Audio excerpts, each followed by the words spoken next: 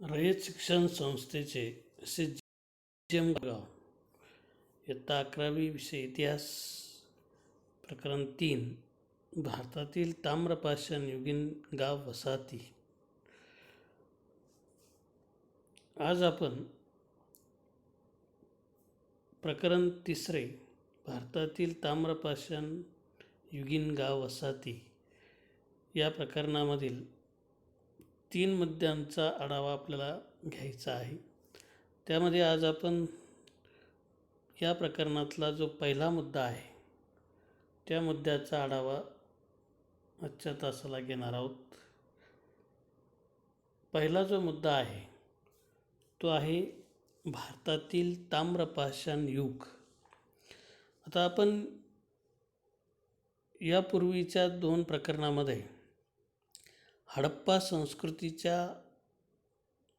कालखंडाचा आणि वैशिष्ट्यांचा अभ्यास केलेला आहे.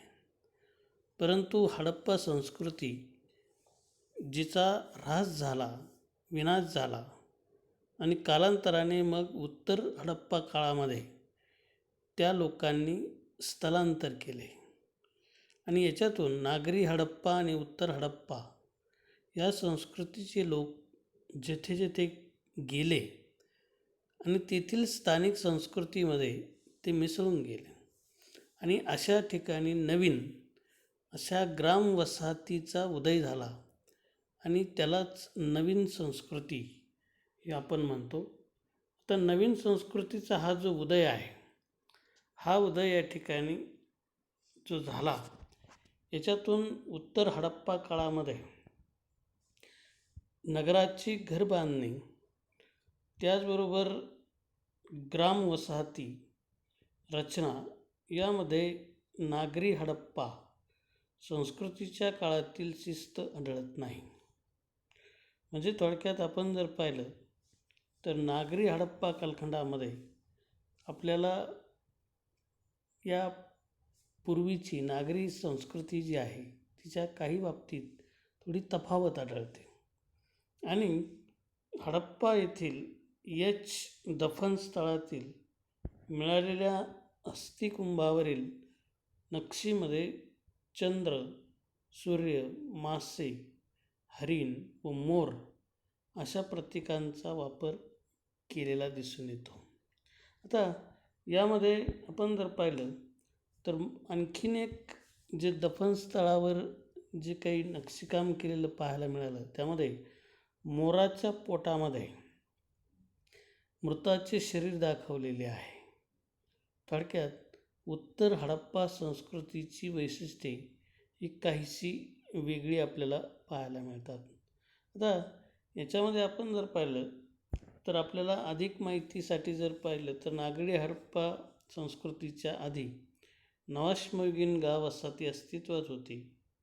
तांब्याचे वस्तू बनवण्याचे ज्ञान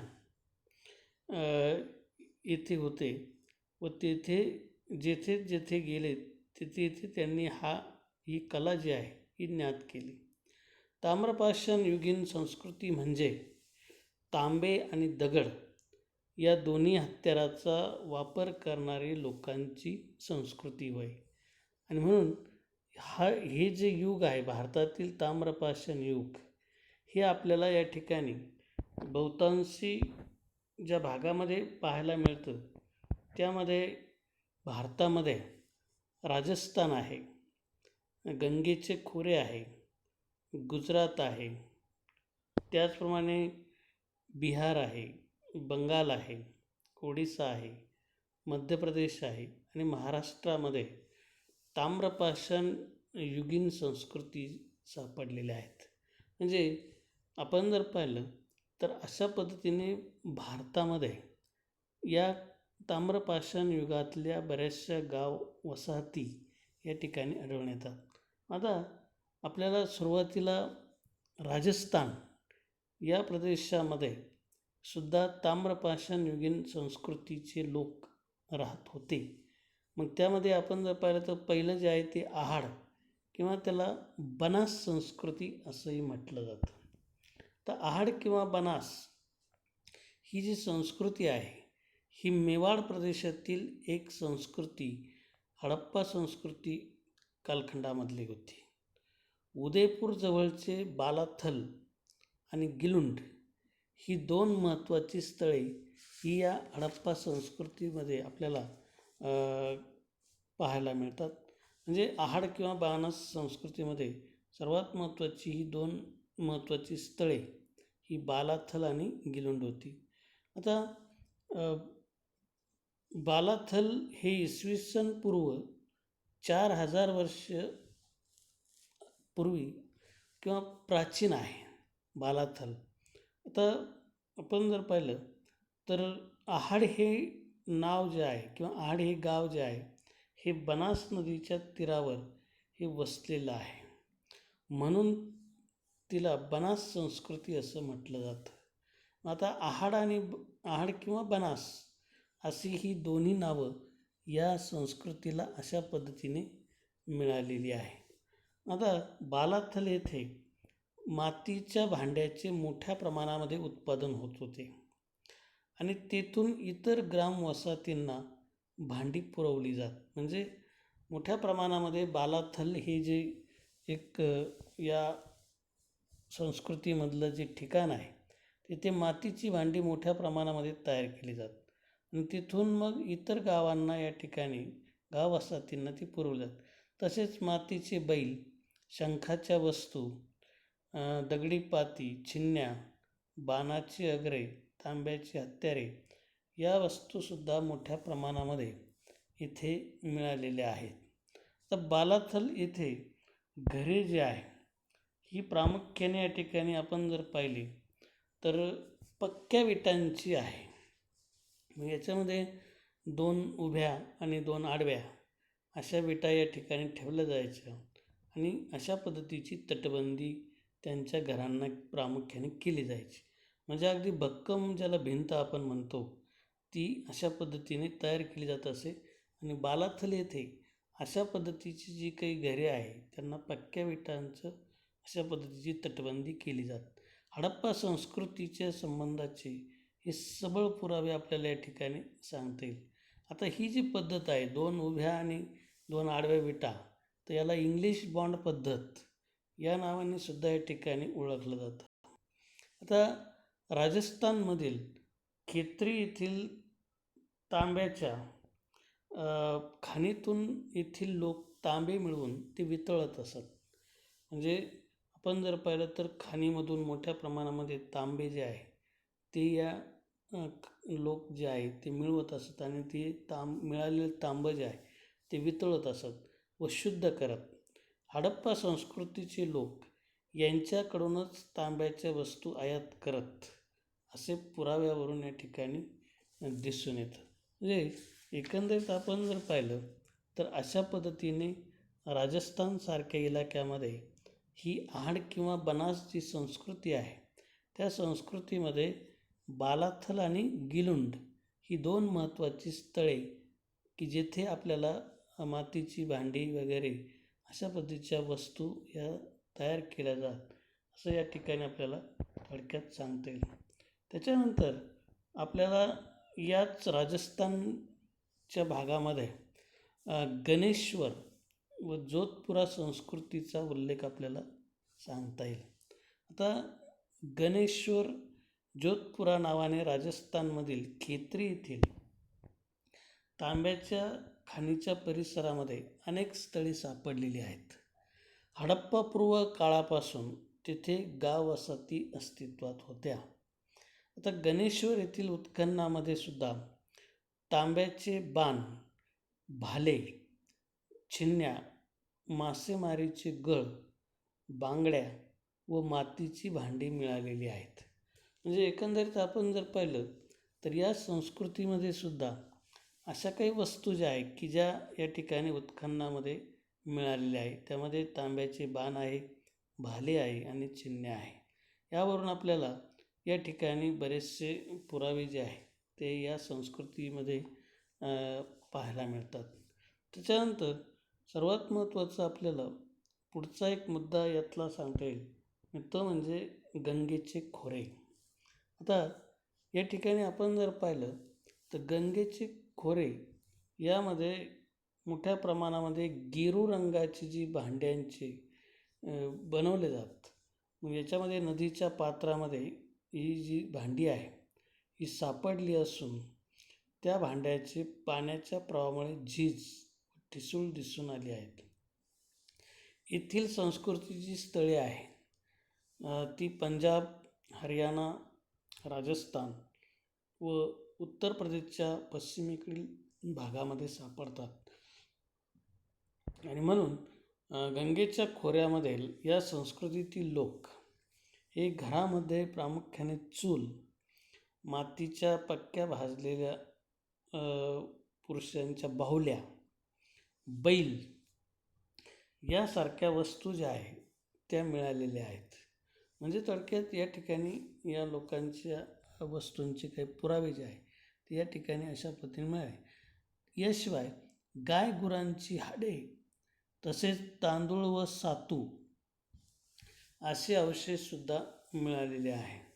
म्हणजे आपण जर पाहिलं तर हे धान्य जे आहे तर हे धान्यसुद्धा या ठिकाणी अशा पद्धतीने त्यांच्या घरामध्ये पाहावयास मिळालं.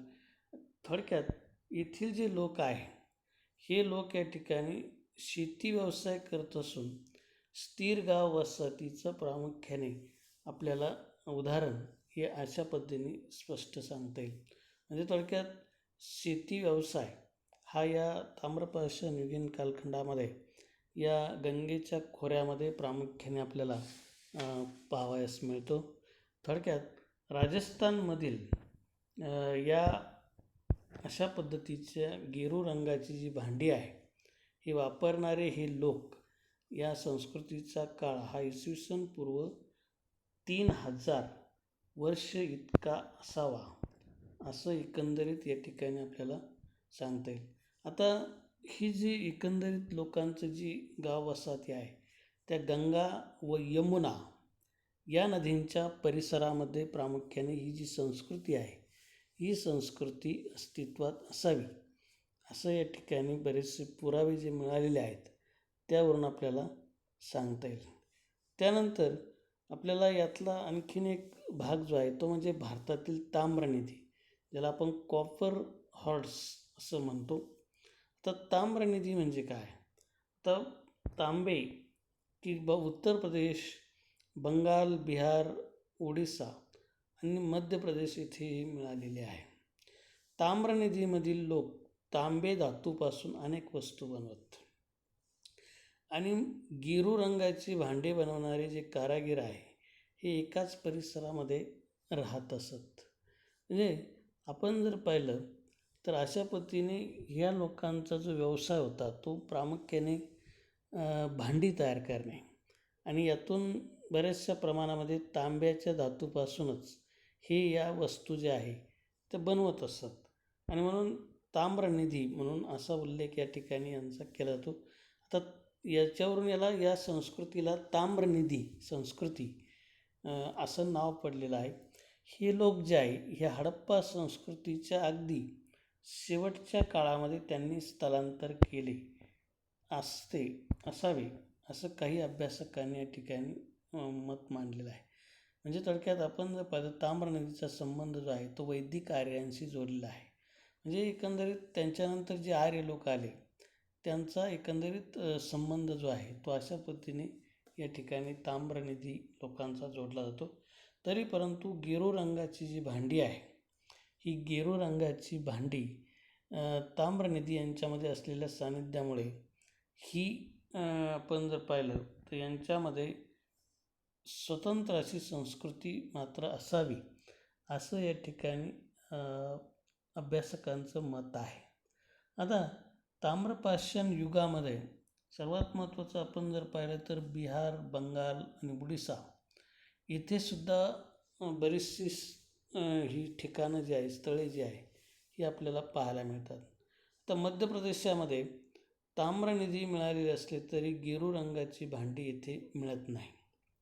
बिहारमधील चिरांड त्याचप्रमाणे सोनपूर येथे उत्खननामध्ये काळी आणि तांबडी रंगाची मातीची भांडी ही मिळालेली आहेत. हडप्पा संस्कृतीचा प्रभाव इथे या ठिकाणी आपल्याला जाणवतो. म्हणजे एकंदरीत आपण जर पाहिलं तर अशा पद्धतीने कालखंडामध्ये सर्वात महत्त्वाचं आपल्याला या संस्कृतीचे लोक राहत असावे असं या ठिकाणी अभ्यासकांच्या पुराव्यादाखल सांगता येईल. त्यानंतर आपल्याला राजस्थान नंतर पुढचा जो प्रदेश आहे ताम्रपाषाण युगीन कालखंडामधला भारतातला, आणि तो म्हणजे मध्य प्रदेश आहे. आता मध्य प्रदेशामध्ये आपल्याला दोन प्रामुख्याने संस्कृतींचा उदय झाल्याचं आपल्याला सांगता येईल. त्यामध्ये पहिली जी संस्कृती आहे ती आहे कायथा संस्कृती. आता कायथा हे संस्कृतीला जे नाव मिळालं ते कशावरून मिळालं, तर मध्य प्रदेशातील उज्जैनपासून पूर्वेकडे 25 किलोमीटर अंतरावर छोटी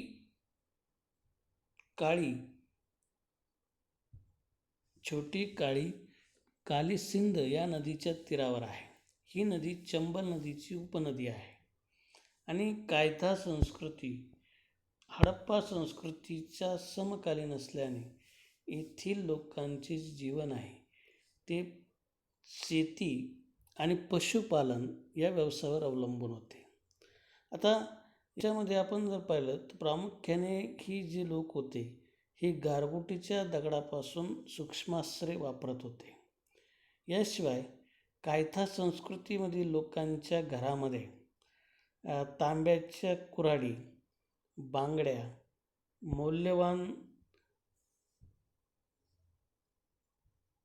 मौल्यवान अशा मणी जे आहे असलेले हार जे आहे, खड्यांचे जे हार आहे, मणी असलेले हार जे आहे, सारख्या वस्तू ज्या आहेत त्या या ठिकाणी मिळालेल्या आहेत.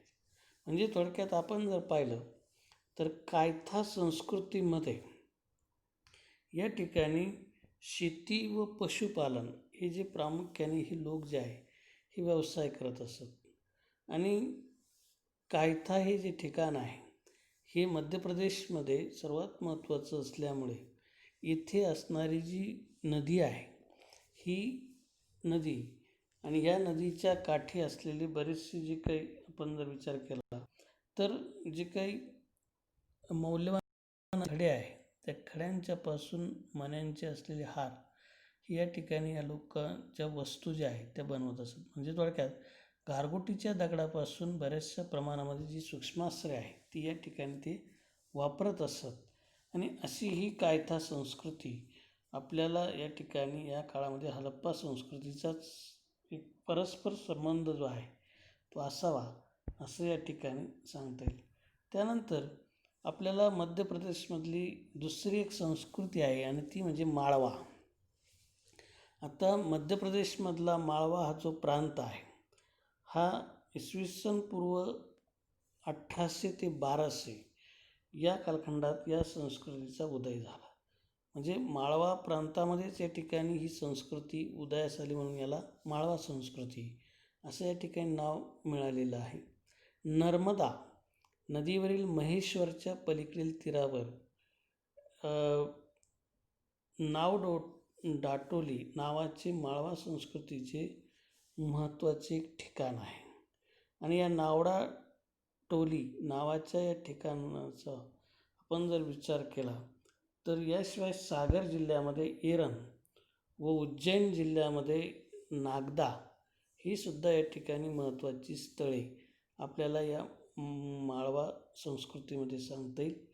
तर येथील गाव वसाहती ज्या आहे यांना पूर्णपणे तटबंदी ज्याला आपण म्हणतो ही केलेली दिसून येते. म्हणजे एकंदरीत या माळवा संस्कृतीमध्ये सुद्धा आपल्याला या ठिकाणी या लोकांचं एकंदरीत अस्तित्व जे आहे हे या हडप्पा कालखंडामधल्याच संस्कृतीशी संबंधित असं सांगता येईल. आणि अशा पद्धतीने मध्य प्रदेशमध्ये या ठिकाणी कायथा आणि माळवा अशा दोन संस्कृतीचा अभ्यास या मुद्द्याच्या संदर्भामध्ये आपल्याला सांगता येईल. त्याच्यानंतर आपल्याला शेवटचं एक ठिकाण जे आहे की जे भारतामधलं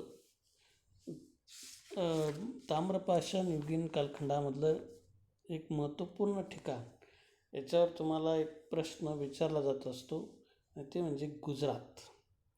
तर गुजरातचं जे ठिकाण आहे गुजरातमधील ताम्रपाषाण काळ जो आहे हा पूर्व नागरी व हडप्पा संस्कृतीचा विनाश झाल्यानंतर असून या 3 कालखंडाशी मिळता जुळता आहे. म्हणजे आपण जर पाहिलं तर गुजरातमध्ये ही अशा पद्धतीने या ठिकाणी ताम्रपाषाण युगीन संस्कृती जी आहे या ठिकाणी अस्तित्वात होती. आणि म्हणून याच्यामध्ये आपल्याला 3 जे मुद्दे सांगता येतील त्यामध्ये पहिला जो मुद्दा आहे याच्यामध्ये तो म्हणजे कालखंडाच्या संदर्भातला आहे.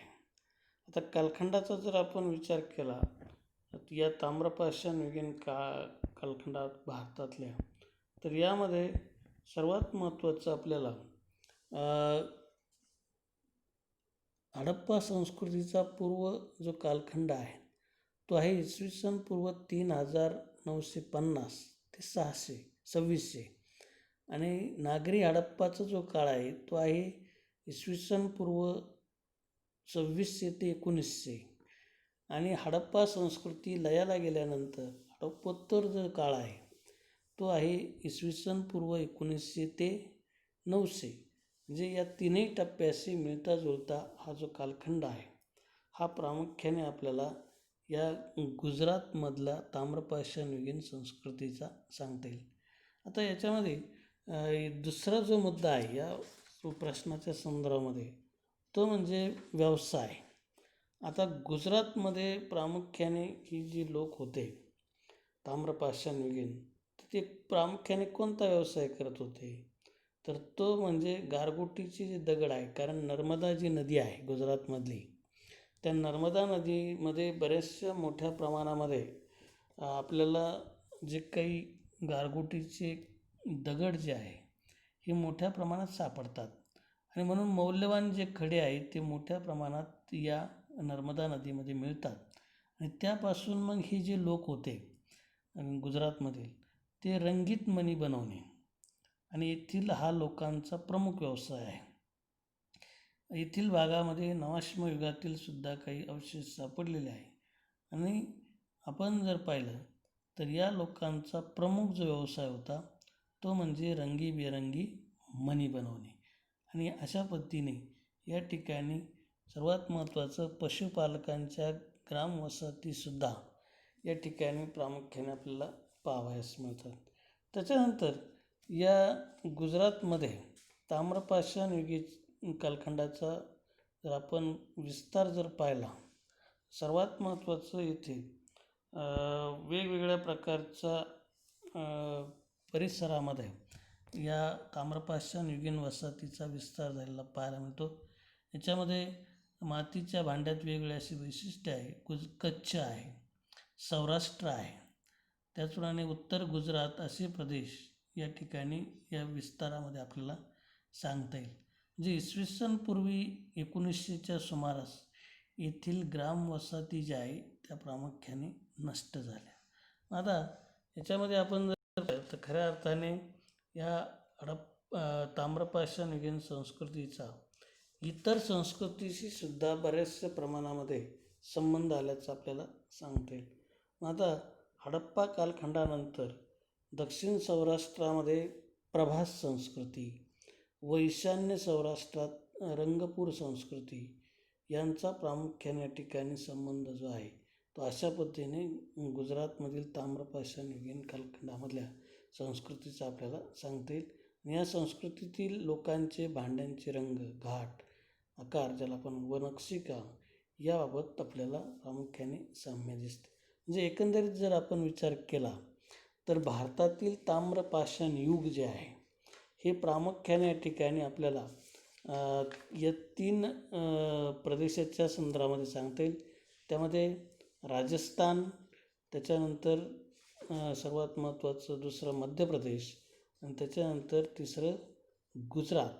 याच्यामध्ये आपण मध्ये गंगेचे खोरे वगैरे हा सुद्धा भाग जो आहे त्या भागाच्या संदर्भामध्ये सुद्धा माहिती या ठिकाणी पाहिली आहे.